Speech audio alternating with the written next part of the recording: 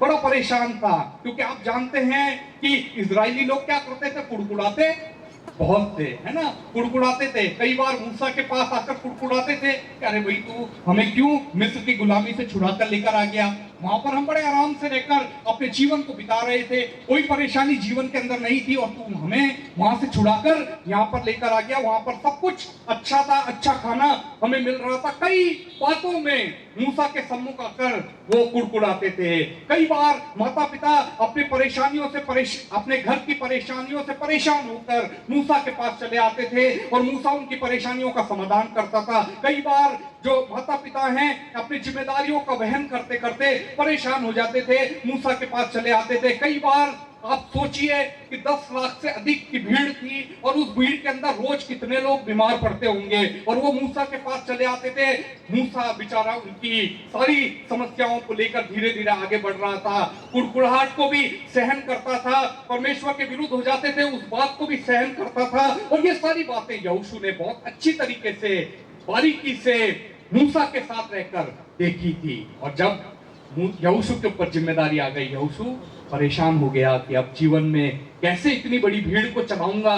देखो मूसा के विरुद्ध हो जाते थे, परमेश्वर के विरुद्ध हो जाते थे, और मैं कैसे इस काम को करूंगा। यहोशू जवान था, लेकिन परमेश्वर ने उसकी मन की बात को जान लिया और मन की बात को जानकर कहा कि तू हियाव बांध और दृढ़ हो जा, तेरा मन कच्चा ना हो, क्योंकि जहां जहां तू जाएगा तेरा परमेश्वर यहोवा तेरे साथ इस दुनिया के अंदर बना रहेगा। मेरे प्यारे मित्रों, विश्वासियों, जवानों, यहाँ पर जो पहली बात हमें परमेश्वर का वचन बताता है वो ये है कि हमें किसी भी परिस्थिति में अपनी हिम्मत नहीं हारनी है, हियाव को नहीं छोड़ना है। हिम्मत के साथ हमें परमेश्वर के वचन के अनुसार अपने जीवन के अंदर आगे बढ़ना है, अपने चाल को परमेश्वर के अनुसार इस दुनिया के अंदर चलते हुए अपने जीवन को इस दुनिया के अंदर बिताना है। यदि हम परमेश्वर के अनुसार अपने जीवन को आगे बढ़ाएंगे तो निश्चित रूप से परमेश्वर आपके जीवन को आशीषित इस दुनिया के अंदर करेगा। निश्चित रूप से परमेश्वर आपको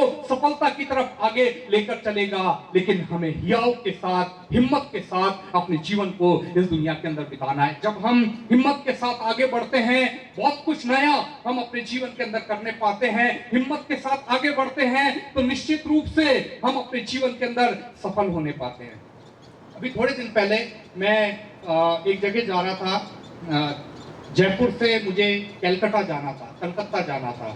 और जब मैं कलकत्ता जाने के लिए जब मैं जयपुर पहुंचा, और जयपुर से शाम का टाइम था, 6-7 बजे की मेरी वहाँ से फ्लाइट थी और वो लेकर मुझे कलकत्ता पहुँचना था। और जैसे ही मैं जब उस प्लेन के अंदर बैठा तो मेरी साइड की सीट थी और मेरे बीच में पैसेज के बाद जो साइड की सीट थी उसमें एक व्यक्ति बैठे हुए थे। मैं नहीं जानता था कि वो कौन है ना, मैं नहीं जानता था। अचानक कुछ लोग आ गए और उनके साथ फोटो खिंचाने लगे, कई लोग सेल्फी लेने लगे। मैंने अपने पड़ोस वाले से पूछा कि भैया ये कौन है, क्योंकि उनको व्हील चेयर के ऊपर लाए थे, व्हील चेयर पे लाके साइड वाली सीट पे बिठा दिया, मेरी इधर वाली साइड वाली सीट थी। तो मैंने अपने पड़ोसी से पूछा कि यार भैया इतने लोग फोटो खिंचा रहे हैं, है कौन ये, है ना। तो उन्होंने बोला कि भैया आप नहीं जानते कौन है। तो आपने एक व्यक्ति का नाम सुना होगा जिन्होंने बहुत सारे गाने, फिल्मी गाने लिखे, जिनका नाम है संतोष आनंद। संतोष आनंद उनका नाम था। तो मैंने बोला हाँ, संतोष आनंद जी का नाम मैंने सुना है ना।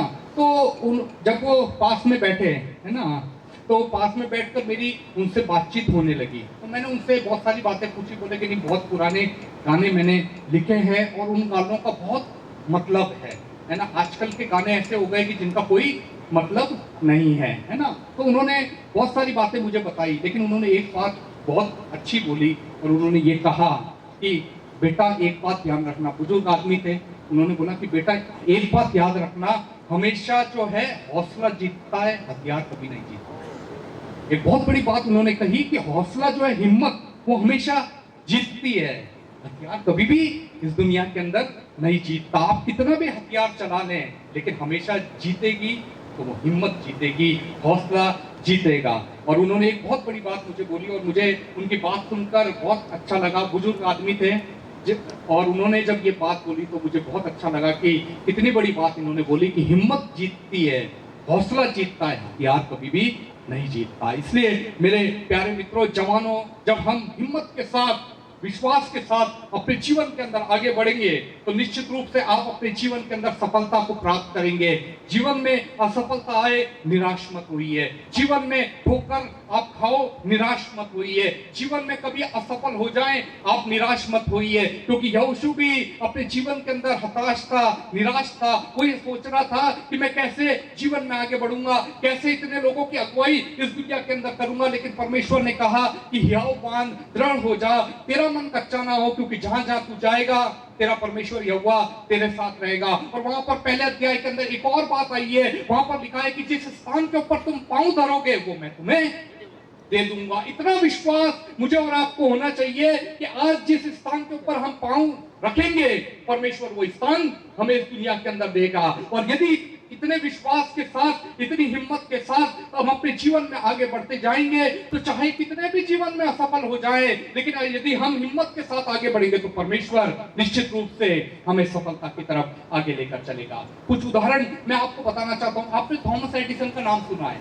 थॉमस एडिसन के बारे में आपने पढ़ा होगा, नाम भी सुना होगा। बहुत बड़े वैज्ञानिक हुए जिन्होंने बल्ब का आविष्कार किया है ना, बहुत बड़े वैज्ञानिक हुए। और एक बार क्या हुआ कि थॉमस एडिसन जब बच्चे थे, छोटे थे, स्कूल जाते थे, तो स्कूल में एक बार उनके माता पिता को टीचर ने स्कूल में बुला लिया। और स्कूल में बुलाकर थॉमस एडिसन के माता पिता को टीचर ने, उसकी क्लास टीचर ने कहा कि भैया आपका बेटा अपने जीवन में कुछ भी नहीं कर पाएगा, ये तो बिल्कुल बेवकूफ जैसा है, ना तो इसको बोलने का तरीका मालूम है, ना ही ये पढ़ाई कर सकता है, कुछ भी जीवन में आगे नहीं बढ़ पाएगा। और वो बात थी 5th या 6th क्लास के अंदर थॉमस एडिसन पढ़ते थे। और बाद में थॉमस एडिसन एक बड़े वैज्ञानिक के रूप में इस दुनिया के अंदर आए। आपने ना एल्बर्ट आइंस्टाइन का नाम सुना होगा। एल्बर्ट आइंस्टाइन भी एक बहुत बड़े वैज्ञानिक हुए। जब वो 9th या 10th क्लास के अंदर पढ़ते थे तो उनके भी क्लास टीचर ने उनके माता पिता को बुलाया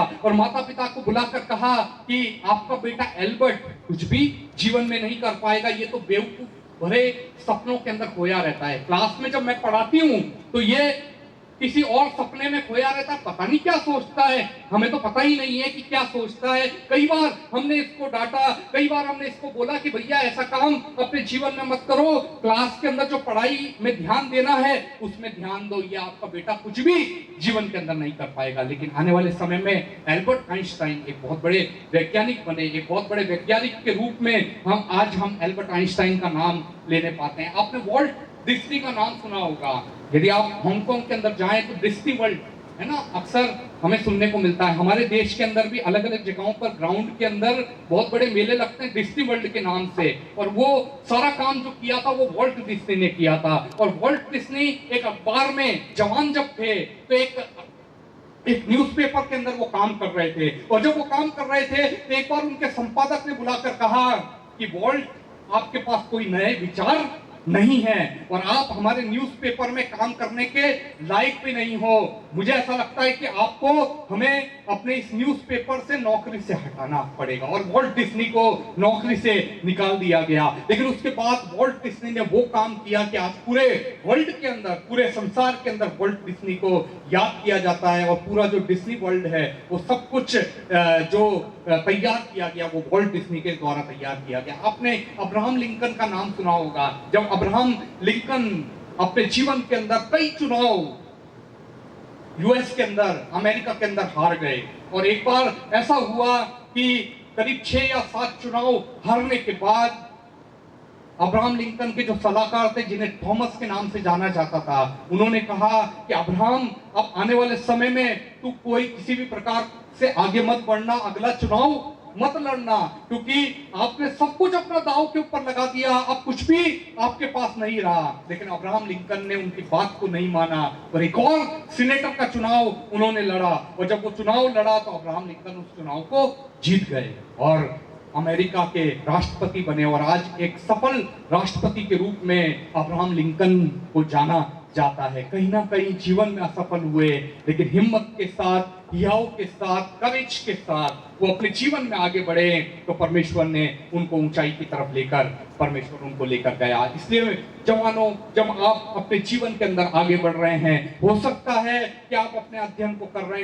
हो सकता है कि आप स्कूल में पढ़ाई कर रहे हो, कॉलेज में पढ़ाई कर रहे हो सकता है कि आप अपनी ट्रेनिंग्स को कर रहे हो सकता है कि आप अपने कॉम्पिटिटिव एग्जाम्स की तैयारी को कर रहे हो सकता है कि आप कहीं पर अपनी नौकरी को कर रहे हो, अपने जॉब को कर रहे हो सकता है कि आप जॉब ढूंढ रहे हो और आपने कई प्रयास अपने जीवन के अंदर किए लेकिन आपको नौकरी नहीं मिली। कई बार आपने प्रयास किया, आप अपनी परीक्षा में असफल हो गए। कई बार आपने कोशिश करी, आप अपने जीवन के अंदर आगे नहीं बढ़ पाए। बहुत सारे प्रयासों के बाद, कोशिशों के बाद आपको ऐसा लगता है कि अब आप अपने जीवन के अंदर आगे नहीं बढ़ पाओगे, लेकिन ऐसा नहीं है। यदि आप परमेश्वर की तरफ देख के हियाव के साथ, करेज के साथ, हिम्मत के साथ आप अपने जीवन में आगे बढ़ोगे, और यदि आपको ऐसा विश्वास है कि मैं जिस स्थान के ऊपर पांव धरूंगा परमेश्वर वो स्थान मुझे दे देगा, और इस विश्वास के साथ जब आप आगे बढ़ोगे तो निश्चित रूप से आप कभी असफल नहीं होगे। असफलता जीवन में आपके आई, लेकिन आप हिम्मत के साथ आगे बढ़ोगे तो उसमें सफलता को आप अपने जीवन के अंदर प्राप्त करने पाओगे। और इसलिए जवानों, आपको इस बात को सोचकर जीवन में आगे बढ़ना आवश्यक है। परमेश्वर की तरफ देखकर जीवन को बिताना आवश्यक है। आपको इस बात को सोचना है कि व्यवस्था की जो पुस्तक है उसमें हमेशा आपको अपने जीवन ध्यान को लगाना है। आपको इस बात को हमेशा याद रखना है कि परमेश्वर का वचन मेरे पांव के लिए दीपक है और मेरे मार्ग के लिए उजियाला है। यदि आप परमेश्वर के वचन के अनुसार आगे बढ़ोगे तो जो अंधकार आपके मार्ग में है वो अंधकार रोशन हो जाएगा, उस अंधकार के अंदर रोशनी आ जाएगी और आप परमेश्वर के वचन को लेकर अपने जीवन के अंदर आगे बढ़ने पाओगे। और इसलिए यह आवश्यक है कि आप हिम्मत के साथ अपने जीवन को इस दुनिया के अंदर बिताओ। परमेश्वर निश्चित रूप से आपको सफलता देगा। परमेश्वर के वचन के अनुसार अपने जीवन में आगे बढ़ो, निश्चित रूप से परमेश्वर आपको ऊंचाइयों की तरफ आगे लेकर चलेगा। परमेश्वर की तरफ देखते हुए, परमेश्वर के भय में रहकर आप अपने जीवन को बिताओ, निश्चित रूप से परमेश्वर आपको आगे लेकर चलेगा और हर कार्य में आपको सफलता इस दुनिया के अंदर प्रदान करेगा। और इसलिए यहाँ पर परमेश्वर का वचन बताता है कि हिम्मत के साथ आगे बढ़ना है, विश्वास के साथ आगे बढ़ना है। परमेश्वर की व्यवस्था की पुस्तक को हमेशा अपने जीवन के अंदर स्मरण रखना है, क्योंकि कहा जाता है कि जब हम परमेश्वर के वचन को लेकर आगे चलेंगे तो एक समय आएगा जब परमेश्वर का वचन हमें आगे लेकर जाएगा और हमें सफलता की तरफ आगे लेकर चलेगा। और इसलिए मेरे प्यारे मित्रों, विश्वासियों, जीवन में प्रभावशाली होना है, सफल होना है, जीवन में आगे बढ़ना है, तो आपको हमेशा इस बात को याद रखना है कि व्यवस्था की ये पुस्तक आपके चित्त से कभी ना उतरने पाए, उसी में आप ध्यान दिए रहना, क्योंकि ऐसा करने से आपके और मेरे सब काम सफल होंगे और हम इस दुनिया में प्रभावशाली होंगे। जीवन में लोग प्रभावशाली होना चाहते हैं, सफल होना चाहते हैं, लेकिन वो सोचते हैं कि हम बिना परमेश्वर की व्यवस्था के, बिना परमेश्वर के वचन के हम प्रभावशाली हो जाएं, सफल हो जाएं, लेकिन ऐसा नहीं है। बाइबल हमें कहती है कि हमें आगे बढ़ना है, तो हमें परमेश्वर के वचन को लेकर आगे चलना पड़ेगा। जब परमेश्वर निश्चित रूप से हमें सफलता की तरफ आगे लेकर चलेगा। एक घटना को बताकर मैं अपनी बात को समाप्त करूंगा। एक बार क्या हुआ कि अक्सर मैं इस घटना को बोलता हूं और मुझे अक्सर ये घटना बहुत पसंद है, बिल्कुल सच्ची घटना है। एक बार क्या हुआ कि ग्रेट ब्रिटेन के अंदर एक स्थान था और वहाँ पर जो है एक महिला रहती थी और वो महिला अपने छोटे बच्चे के साथ वहाँ पर अपने जीवन को व्यतीत कर रही थी। हुआ ये कि एक शाम उसे यात्रा करनी थी, एक जगह के ऊपर जाना था और वो महिला बड़ी हताश थी, परेशान थी, कैसे यात्रा में आगे बढ़ेगी। लेकिन ये भी चेतावनी थी कि शाम के समय एक बहुत भयंकर बर्फीला तूफान आने वाला है और इसलिए सबको हिदायत दी गई थी कि आप अपने घर से बाहर मत निकलिए, क्योंकि यदि आप अपने घर से बाहर निकलेंगे तो कहीं ना कहीं आप तूफान के अंदर फंस सकते हैं और आपका जीवन भी समाप्त हो सकता है। महिला ने उस बात की ओर ध्यान नहीं दिया और वो महिला अपने 2 साल के बच्चे को अपनी गोद में लिया और शाम को 7 या 8 बजे के आसपास अपने घर से निकली, झोंपड़ी से निकली और उसने जंगल की तरफ अपने कदम को बढ़ाया, क्योंकि उसको पता था कि उसको एक बहुत बड़ा काम अगले दिन करना है। रास्ते में वो तूफान में फंस गई और जब वो तूफान में फंस गई तो हुआ ये कि सुबह जब हुई तो चारों तरफ क्या देखा जाता है कि बर्फ की चादर है, पूरी सफ़ेद चादर है, बर्फीला तूफान रात में था और पुलिस का हेलीकॉप्टर रेस्क्यू ऑपरेशन के लिए निकला कि कहीं ना कहीं कई लोग हताहत हुए होंगे या कई लोग इधर उधर हो गए होंगे या कई लोगों का जीवन यदि मुश्किल में है तो उन्हें बचाया जा सके, उन्हें हॉस्पिटल ले जाया जा सके। अचानक जब हेलीकॉप्टर ऊपर था पुलिस का तो उसने क्या देखा कि नीचे एक लाश जैसी चीज पड़ी हुई है और हेलीकॉप्टर को वो नीचे लेकर आए। तो जब नीचे लाकर देखा तो वो जो महिला है वो उसकी बॉडी वहाँ पर पड़ी हुई थी और उसके हाथ में बच्चा था। बच्चे को उसने बड़े टाइट अपने हाथों से अपने सीने से लगा रखा था और जब महिला को सीधा किया गया तो क्या देखा कि महिला मर चुकी है, महिला का जीवन समाप्त हो गया है। लेकिन बच्चे को जब चेक किया तो बच्चे की सांसें भी चल रही थी, बच्चे की नब्ज भी चल रही थी और तुरंत बच्चे को लेकर वो हॉस्पिटल गए। पुलिस का हेलीकॉप्टर बच्चे को लेकर हॉस्पिटल पहुंचा और वो बच्चा बच गया।